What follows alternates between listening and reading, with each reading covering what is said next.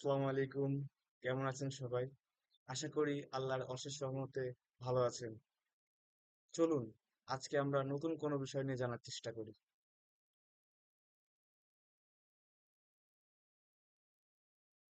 আজ আমরা যে নতুন বিষয় নিয়ে জানার চেষ্টা করব সেটি হচ্ছে সিঙ্কহোল। এটিকে আমরা বলতে পারি নতুন প্রজন্মের একটি দুর্যোগ হিসেবে। এর মূলত কারণ একবিংশ শতাব্দীতে সিঙ্কহোলের সংখ্যা খুবই বড় আকারে বৃদ্ধি পেয়েছে। বিভিন্ন দেশে আমরা নিউজ পেপার বা সংবাদে আমরা জানতে পারি প্রতি বছর এর সংখ্যা দিন দিন আসলে বৃদ্ধি পাচ্ছে। এর সবথেকে অন্যতম বড় উদাহরণ হচ্ছে গতকাল থাইল্যান্ডের রাজধানী ব্যাংককে একটি বড় আকারের সিঙ্কহোল সৃষ্টি হয়েছে, যেটির গভীরতা আনুমানিক 50 মিটার বলে ধরা হচ্ছে। এর মূলত কারণ হিসেবে ধরা হচ্ছে এই এলাকার আশেপাশে ইউটিলিটি লাইন পরিবহন এবং এলাকার যে পানি নিষ্কাশন ব্যবস্থা ভূমির নিচে, এটার আসলে ব্যাঘাত ঘটার কারণে এটা সৃষ্টি হয়েছে বলে ধরা হচ্ছে। তো আমরা আসলে জানার চেষ্টা করি এই সিঙ্কহোলটা আসলে কি। সিঙ্কহোল হলো মূলত ভূগর্ভস্থ কোনো স্থান হতে ধসে যাওয়ার কারণে ভূপৃষ্ঠে একটা বিশাল গর্তের সৃষ্টি হওয়া। এই গর্ত আসলে কয়েক ফুট থেকে কয়েকশো ফুট পর্যন্ত হতে পারে, যেটা আমরা জেনে আসলাম আহ ব্যাংককে, যেটা 50 মিটার হয়েছে। এবং এটি সৃষ্টি হওয়ার জন্য কখনো কখনো কয়েক দশক থেকে কয়েক শত বছরও লেগে যেতে পারে। যদি আমরা এটা আসলে কি কারণে ঘটে এটা যদি আমরা পর্যালোচনা করার চেষ্টা করি, শৃঙ্খল মূলত দুটি কারণে হয়। এর অন্যতম কারণ হচ্ছে প্রাকৃতিক কারণ।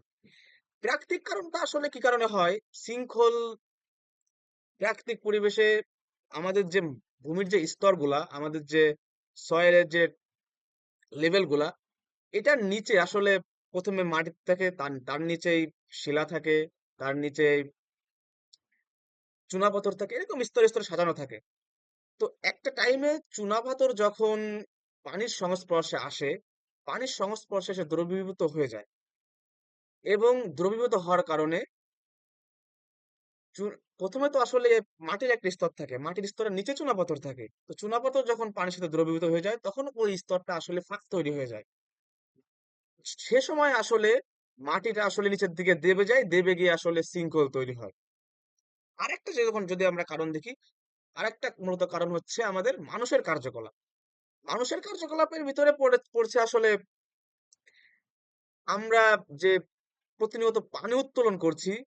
আমাদের তো আসলে মাটির নিচে একটা পানির স্তর আছে, যেটা আসলে বৃষ্টির মাধ্যমে এটা আবার আমরা পানি উত্তোলন করি এবং বৃষ্টির মাধ্যমে সেটা আসলে পরিপূর্ণ হয়। কিন্তু অনিয়ন্ত্রিত উপায়ে আমাদের প্রতিনিয়ত পানি উত্তোলনের কারণে এটার স্তর দিন দিন আসলে নিচে নেমে যাচ্ছে। তো পানির স্তর যেহেতু দিন দিন নিচে নেমে যাচ্ছে, তো একটা ভ্যাকুয়াম সৃষ্টি হচ্ছে। পানির যে স্তরটুকু আসলে নিচে নেমে যাচ্ছে, ওই স্তরটুকুর ভ্যাকুয়াম সৃষ্টি হওয়ার কারণে কোথাও কোথাও আমরা দেখতে পাচ্ছি শহরের মাঝখানে, অথবা এমনকি এটা বিভিন্ন গ্রামেও তৈরি হওয়ার সম্ভাবনা হচ্ছে। কারণ আমাদের গ্রামীণ এলাকাগুলোতে কি হচ্ছে, গ্রামীণ এলাকাগুলোতে কৃষি জমিতে পানি দেওয়ার কারণে প্রচুর পরিমাণে এই স্তরে আসলে ভ্যাকুয়াম সৃষ্টি হচ্ছে। যার কারণে ওই পার্টিকুলার জমিতে বা পার্টিকুলার এরিয়াতে মাটিটা আসলে দেবে যাচ্ছে। যার কারণে একটা বড় আকারের শৃঙ্খল তৈরি হচ্ছে আমাদের দেশে, এবং এটা বিদেশেও ঘটতে থাকছে। শৃঙ্খল আসলে কয় রকমের হতে পারে? শৃঙ্খল যদি আমরা ভূতাত্ত্বিকবিদদের যে গবেষণা, সে গবেষণার আকারে ধরি, এটি মূলত আসলে তিন ধরনের হয়ে থাকে। প্রথমটি হচ্ছে দ্রবণজনিত শৃঙ্খল, দ্বিতীয়টি হচ্ছে আচ্ছাদন অধঃপতনজনিত শৃঙ্খল, এবং তৃতীয়টি হচ্ছে আচ্ছাদন ধসজনিত শৃঙ্খল। দ্রবণজনিত শৃঙ্খল হচ্ছে, এটি মূলত চুনাপাথর বা অন্য কোনো যে দ্রাব্য শিলা থাকে, এগুলো মাটির খুব কাছাকাছি বা পৃষ্ঠে উন্মুক্ত থাকে, যা আসলে বৃষ্টির পানির সাথে মিশে দ্রবীভূত হয়।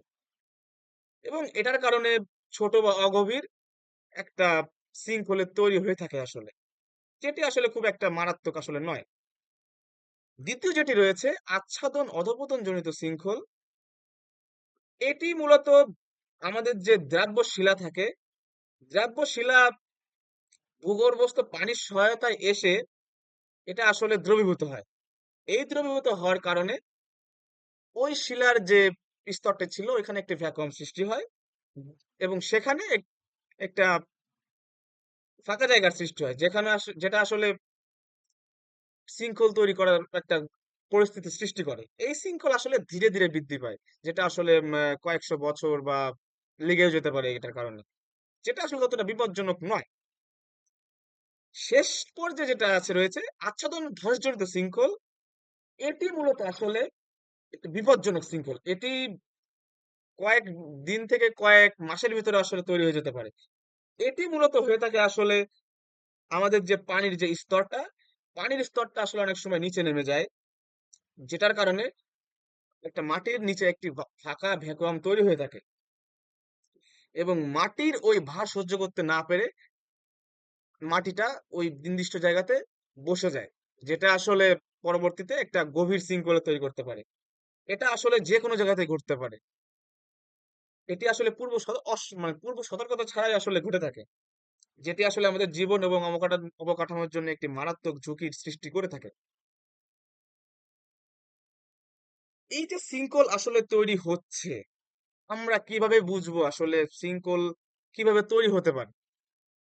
তবে এই যে এই সিঙ্কহোল তৈরি হওয়ার আসলে কিছু পূর্ব লক্ষণ আমরা আসলে জানতে পারি।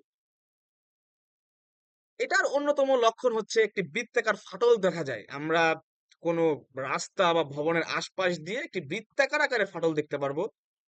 যদি এরকম ফাটল আমরা আসলে দেখতে পাই, সেটা আসলে সিঙ্কহোল হওয়ার মতন একটা সম্ভাবনা তৈরি করতে পারে।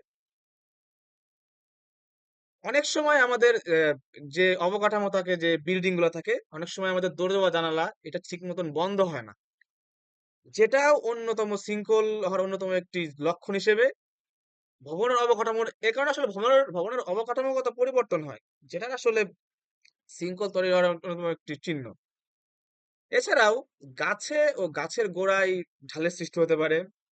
অনেক সময় বৃষ্টির পরে গর্ত তৈরি হয়, যা দিয়ে যে- পানি যেখানে আসলে ভরে যায় আসলে, সেখান থেকে আসলে শৃঙ্খলে তৈরি হতে পারে।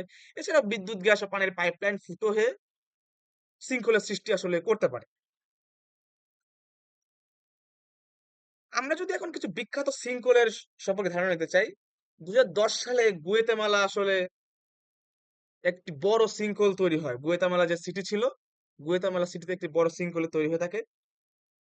এছাড়া গ্রেট ব্লু হোল, যেটা আসলে আটলান্টিক মহাসাগরে অবস্থিত, এখানে একটি প্রায় 400 মিটারের গভীর একটি সিঙ্কহোল আসলে তৈরি হয়েছে, যেটা আসলে চুনাপাথর বা এই জাতীয় স্তরের নিচে দেবে যাওয়ার কারণে একটি বড় সিঙ্কহোল তৈরি হয়। সাম্প্রতিক সময়ে আমাদের দেশেও এইরকম ঘটনার একটা পরিস্থিতি তৈরি হয়েছে, যেটি আসলে আমরা সিঙ্কহোল বলতে না বলবো না আসলে, কিন্তু এরকম একটি ঘটনার সৃষ্টি হয়েছে, যেটি আসলে ধানমন্ডি শহরে গত আহ, মে জুন মাসের দিকে একটি ভালো বড় আকারের 10 থেকে 15 ফিটের একটি গর্ত তৈরি হয়, যেটা আসলে গোলাকার, যেটা আমরা আসলে সিঙ্কহোলের যে লক্ষণ, সেই লক্ষণের একটা অবস্থা আমরা দেখতে পেয়েছি ধানমন্ডিতে, যেটা আসলে তৈরি হয়েছে। এই যে সিঙ্কহোল আসলে তৈরি হচ্ছে, সিঙ্কহোল থেকে আসলে আমরা আসলে কিভাবে এটা থেকে রক্ষা পেতে পারি, এটা থেকে আমাদের আসলে করণীয় কি হতে পারে? এখানে মোটা দাগে আমরা কিছু আনার চেষ্টা করেছি। এখান থেকে বাঁচতে গেলে আসলে আমাদের যে ভূগর্ভস্থ পানি, আমরা আন্ডারগ্রাউন্ড যে ওয়াটার ইউজ করছি, এই আন্ডারগ্রাউন্ড ওয়াটার ইউজের আসলে আমাদেরকে ব্যবহারটা নিয়ন্ত্রণ করতে হবে। কারণ নিয়ন্ত্রণ করতে না পারলে, আমরা যদি অনিয়ন্ত্রিত উপায়ে এটা উত্তোলন করতে থাকি, একটা সময়ে এটার ভ্যাকুয়াম তৈরি করে মাটির নিচে আসলে সিঙ্কহোল তৈরি করবে। যখন আমরা একটা অবকাঠামো তৈরি করার আগে ওই এরিয়ার আসলে ওই সয়েলের কি রকমের অবস্থা, ওটার একটা টেস্ট করার মাধ্যমে দেন আমরা আসলে ওখানে অবকাঠামো নির্মাণ করব। এছাড়াও আমাদের যে বৃষ্টির পরে যে পানি নিষ্কাশন ব্যবস্থা, এটা আসলে সঠিকভাবে করার ক্ষেত্রে আমাদেরকে মাথায় রাখতে হবে। এই যে আমরা এতক্ষণ যে সিঙ্কহোল সম্পর্কে জানলাম, আসলে এই সিঙ্কহোলের সাথে আমাদের প্ল্যানিং এর কি সম্পর্ক? আমরা যে প্ল্যানিং সব নিয়ে কথা বলি, প্ল্যানিং এর আসলে কি সম্পর্ক? আমরা যখন কোনো একটা এরিয়াতে মাস্টার প্ল্যান তৈরি করব, কোনো একটা এরিয়ার আমরা ডেভেলপমেন্ট করব, সেই ডেভেলপমেন্ট করার ক্ষেত্রে আমাদেরকে কিছু জিনিস আসলে মাথায় রাখতে হবে। প্রথমত, ওই নির্দিষ্ট এলাকার আসলে মাটিতে মাটির যে সয়েল, সেই সয়েলের আসলে ঝুঁকি মূল্যায়ন করতে হবে এবং তার উপর মানে অবস্থান করে আমরা ওই স্থান আসলে আমরা নির্বাচন করব।